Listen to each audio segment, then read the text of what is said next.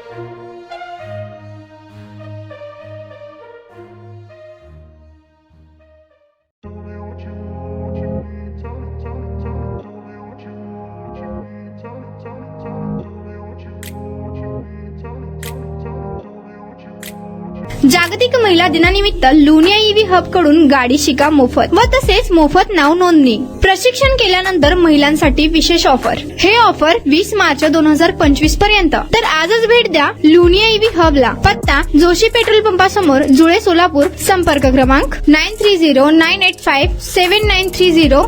दुसरा क्रमांक 7507886648।